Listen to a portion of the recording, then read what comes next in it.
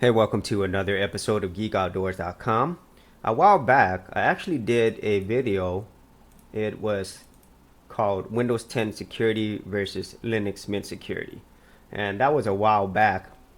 And the whole point of that episode was primarily showing the differences between Windows 10 security, meaning how you would secure your system, versus how you would do that in Linux Mint. And it was primarily for an everyday general user. So that one was very basic, I would say. But in the whole Linux world, when it comes to Linux desktops, most of the security is very basic. Okay, now you can get extremely in depth and create very complex systems. There's definitely that option there in Linux, and a lot of companies use Linux, and so it could get extremely complicated. But that is not the whole point of these videos that I make. It's primarily for people who are Linux desktop users, and it's for the general everyday user. And so here I'm making an update to that video for 2017 at the time of this video.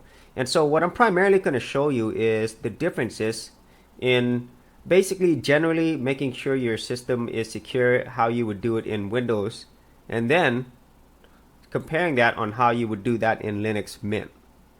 So the version of Linux Mint that I'm running right now as of this video is actually Linux Mint 18.1 Serena Cinnamon Edition. And I'll go here to my operating system, and this is actually the version that I am running. Okay. And so all of the things that I talk about here, they apply to this version. So if you were to watch this later on, just know that it's not, might not be the most updated one. Okay, so that's why I make updates, because whatever I talked about here in this video, it doesn't really apply as much today. Okay, in terms of the things that you would do. So first and foremost, let's go ahead and talk about Windows 10. Okay, and just talk about some general security things that you would have to do. And the way I think about security, I always think about it as a layered approach. Okay, whenever you're doing security, it's not just let me just install this one program or this one process or method and that's it. It's layered, and so it starts from the software, even down to the hardware. You know, you could lock down your hardware physically as well, and most importantly, common sense. I always go back to common sense security. Okay, now in Windows 10, the first place that security actually starts is actually against Windows itself. I know that kind of sounds funny, but let me explain what I mean. So anybody who's ever used Windows 10 knows that there have been a lot of privacy issues when it comes to Windows. And so if you go to your settings, and you can go to two places really, privacy and update and security. And you know, I have done a video before where I talk about how Linux is easier to use than Windows, specifically Linux Mint, and that goes into like understanding what Windows is actually doing. So if you go into privacy, okay, and this is a fresh install, so this is the Windows 10 Pro Edition, okay, and so here you're gonna have to go through these, all right, and make sure that Microsoft is not getting too much of your personal information. Just look at these different things that you have to think about. Look at this. This is all already on by default. Okay, so there, access my name, picture, and other account info. Yeah, that's great. Access all my contacts. Okay, access my calendar, your call history. That's great. That's already on by default. Email, it's already on by default. Tasks, okay, on. Let apps control radios. Okay, that kind of makes sense. Other devices on here. Okay, sync with others on. So yeah, let apps run in the background. So as you could see here, just under privacy alone, and you know, you could even drill down into more things. There's a lot that you have to think about, and for the average user, that's a lot of stuff, you know, and that's not even including the technical stuff that happens underneath. Okay, and then for your update and security, you know, there's things here as well. Okay, of course, and there's more options here. Now, Windows Defender, that's kind of like their built-in antivirus program, very basic. Okay, so there's other stuff here as well. Okay, but the whole point of what I'm getting at here is for Windows 10, at the beginning, the first place you want to secure is your own personal data against Microsoft itself. Okay, so that's one thing. And then if you were to compare that to Linux Mint, what do you have to worry about or be concerned about when it comes to privacy? Well, let's go there. So in Linux Mint, I would go to my settings, okay, right here. And just remember, in Windows 10, this is the privacy section, okay? And it has all this stuff and all these submenus and all these different options. Just remember that, okay? And then you go back to Linux Mint. I go down here to privacy, on or off. That's it. So if you turn it on, it'll remember the last programs that you open or the last files you use. If you turn it off, it won't remember. And that's it. That's privacy in Linux Mint. And so that's the first step in Linux Mint of securing your privacy. And honestly, this is already on off by default, so you don't even have to worry about that. So the first level of security comparison is against the operating system itself, specifically here against Windows. So for Windows, you definitely have to take a lot more time to actually go through all the privacy options here. And even when you do that, if you do get an update to Windows, then they could actually reset things. Okay, so that is first and foremost. And now the second level of security is something that everybody is familiar with, and that is antivirus or anti-malware or rootkit or whatever the case might be. All of these tools that you pretty much need for Windows, okay? Because everybody knows that Windows, and this is always going to be a debate between the security, how secure it is underneath. I still believe that Linux underneath is built as a more secure operating system. However, Microsoft Windows has gotten way better with their security, and they are the most targeted desktop operating system. So that stands to reason that they're probably going to need way more resources, way more tools. And then as a user, you need to be more, as I would say, more like aware of what's going on when it comes to Windows security.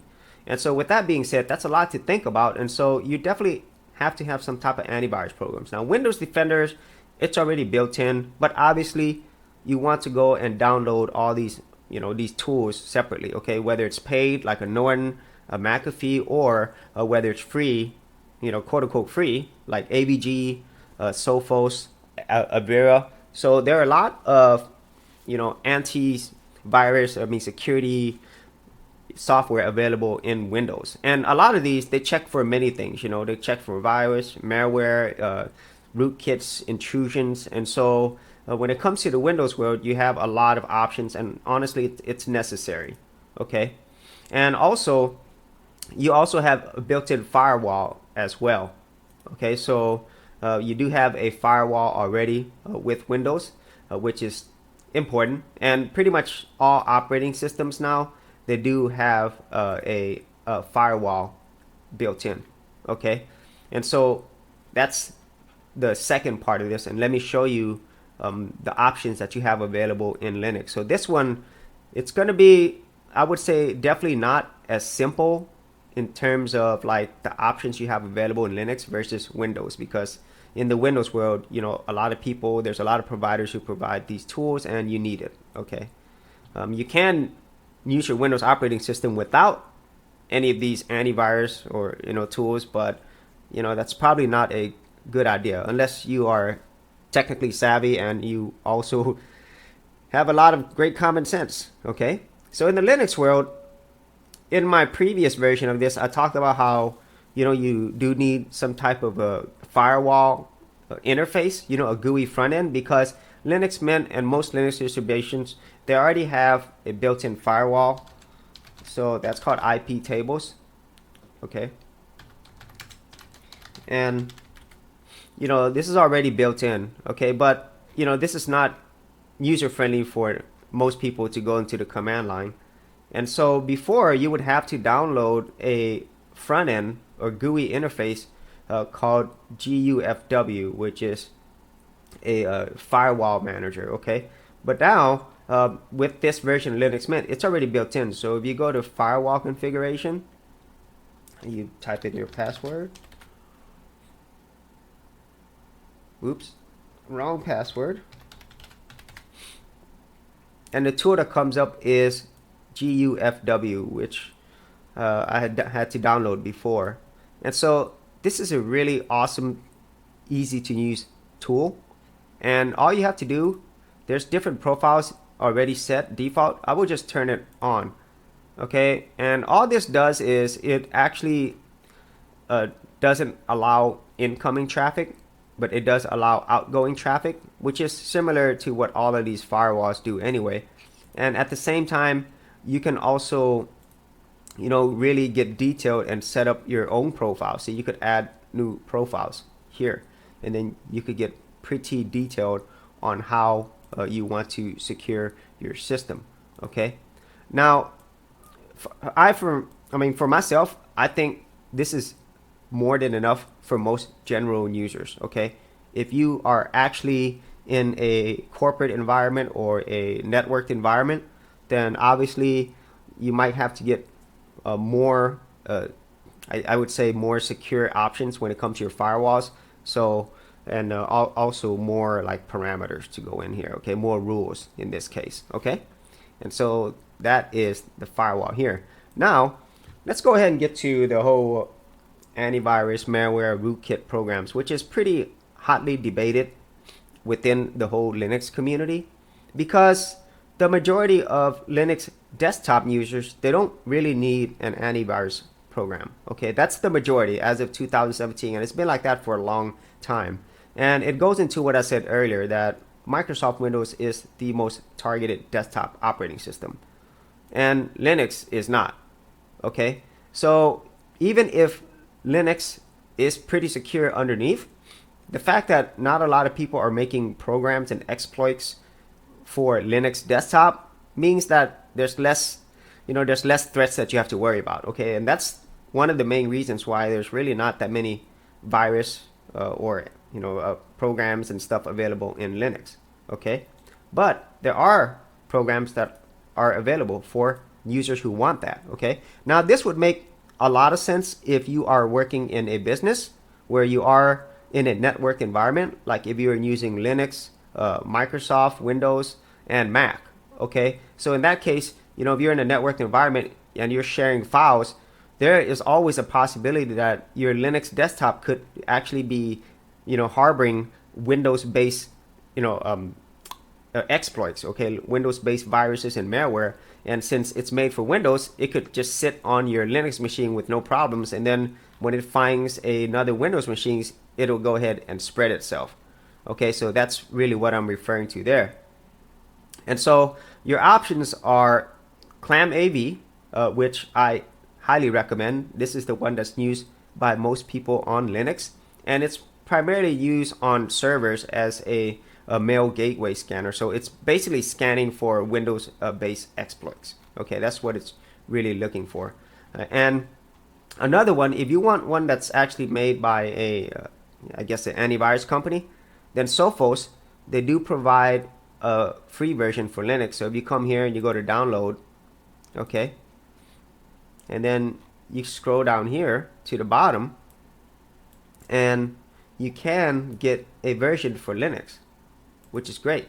Okay, now you do have to put in your personal email, so your personal information, in order to actually get this tool. Okay, so this tool, this is more for people who are from the Windows world, and so they will be a lot more familiar with this. Okay, because this works like a typical antivirus malware program that you would have in Windows.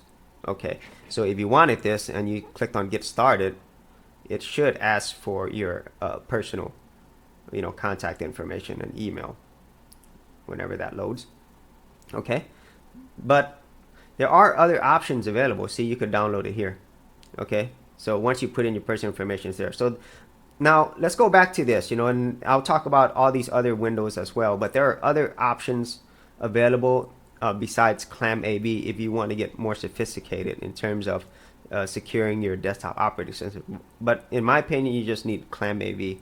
Okay, but let's go ahead and go to your software manager. So for ClamAV, you could actually just go ahead and do it from the site. I mean, honestly, all you would do is you would run a command to actually download the latest version. Okay, or you could just go ahead and use what's already available in the repositories. And as far as I know, at least at this version of Linux Mint 18.1, the version of ClamAV is actually the stable recent version. Okay, so let's go ahead and go to our software manager.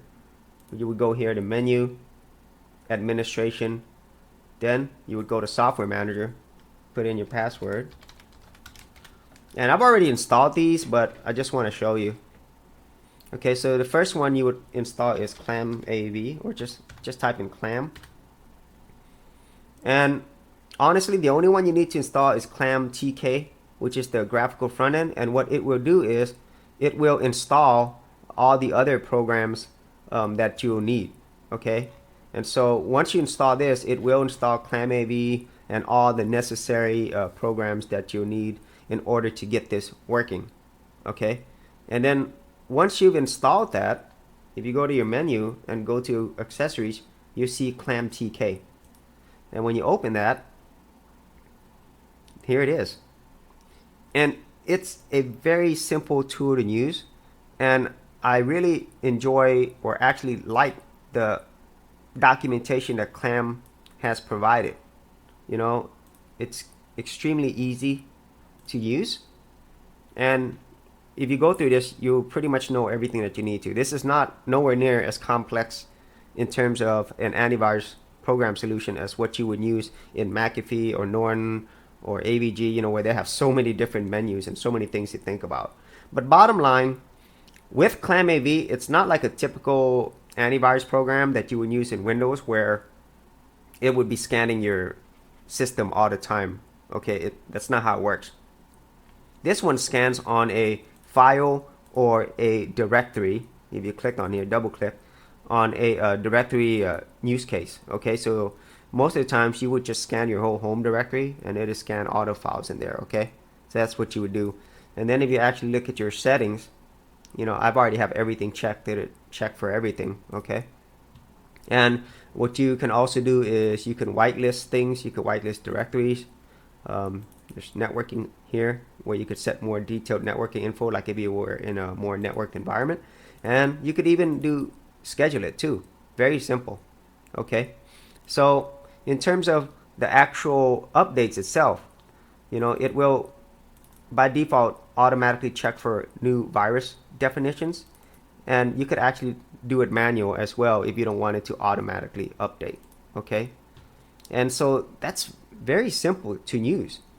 And also what ClamTK also offers is they recommend other programs. Okay, this is for more sophisticated stuff. So these are like rootkits. Okay, so rootkits are primarily, you have to worry about those primarily whenever your Linux systems or servers are compromised. Okay, but rootkits are also affect desktops as well. Okay, and these tools, they are definitely not as easy to use. Okay, this is probably more for I guess technically inclined people. Okay, now what I recommend is when you do install these, let me show you how to install these. Okay, so, and this is optional. Okay, for myself, I really feel all you need is ClamTK, but if you did want something to look for rootkits exploits, then you could install these. So the first one is RK Hunter, and like I said, I've already installed these. Okay, and there it is. You would just install this. Very simple. Okay, and then next one is ch check rootkit. Okay, there's another one. Okay, and then finally there is unhide. Okay, so it checks for any hidden processes, you know, that shouldn't be there.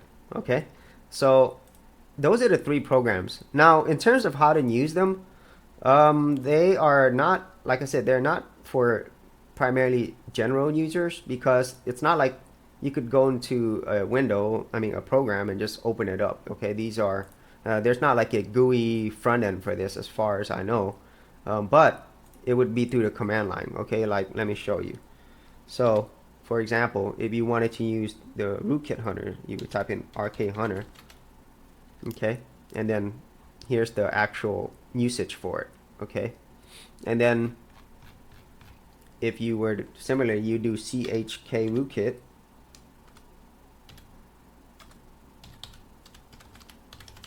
Okay, you actually need you know, like root privileges to run this, so it would be like sudo dot whatever to run it. Okay, and then unhide. Okay, so you could also do you could do this as well. You could look at the usage on it right here. Okay, and similarly you could do that right here.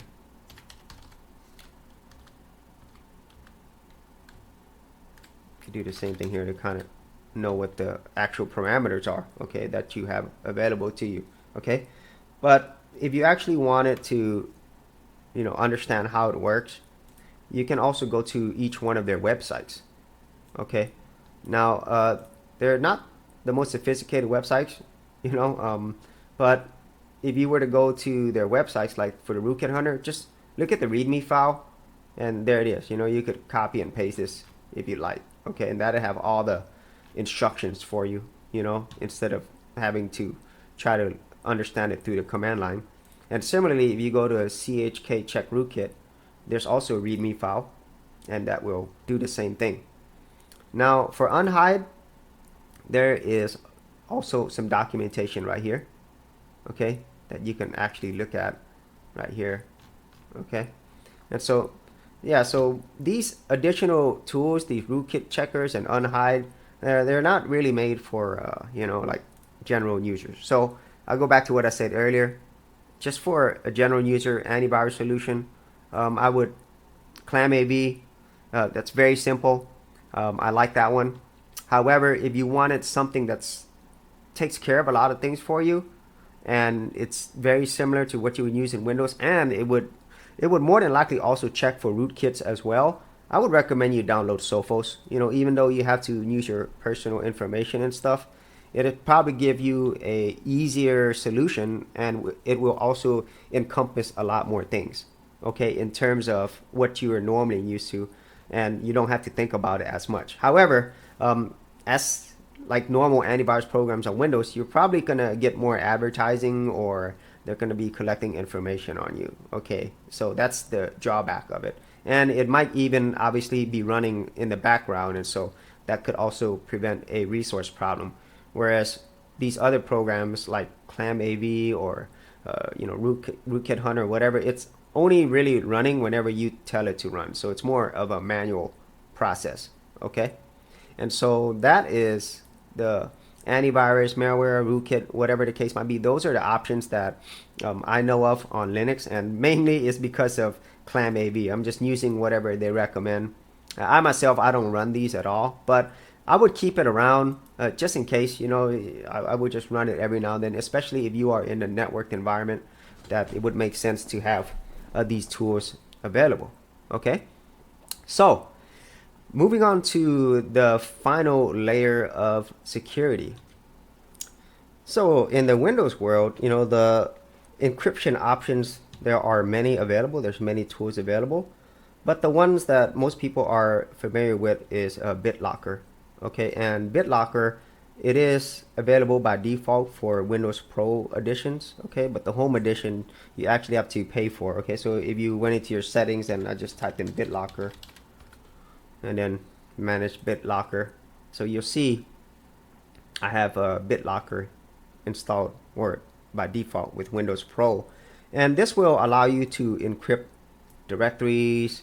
You know, you could encrypt drives if you want, and so that adds another level of security when you're doing that. You know, and with this you could also get more sophisticated as well. You know, you can use this to work along with hardware protected security as well. You know, but in general, I'm talking about encryption here, so BitLocker is usually the one that people think about.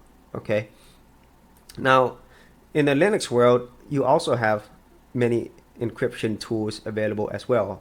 and they are free. And so just remember, if you do not have the Pro Edition, you will have to upgrade. So you have to pay extra in order to get this particular encryption tool. Okay. So in the whole Windows world, or actually in the Linux world, you have some ones that are already on by default. Okay. And I did do a video on this for encryption in Linux. I will leave that in the description area below. But the one that I use is first GPG. Okay. And this will allow you to encrypt files. And so, or you could even use it to encrypt whole folders if you like as well. Okay. And so this is a great tool that I use. But at the same time, it's not as easy to use. There's also things like OpenSSL as well. Okay. But like I said, these are not very user friendly. So a tool that I use, at least with a GUI interface, is CryptKeeper. Okay. Now, this is a very easy to use tool, and what it actually does is it uses a tool underneath called ENCFS. Okay, which stands for an encrypted file system. Okay, so you could also do that using the command line. Okay, but once again, that's not easy to use for most general users. And so if you have some type of GUI front end available, that's what you would use. In this case, it's CryptKeeper. Okay, now the thing with CryptKeeper is that there is a known vulnerability with ENCFS, the latest version, which I don't think it's going to be patched anytime soon. Okay, but for people who are just using Linux as a desktop, I don't think they have to worry about that, to be honest with you.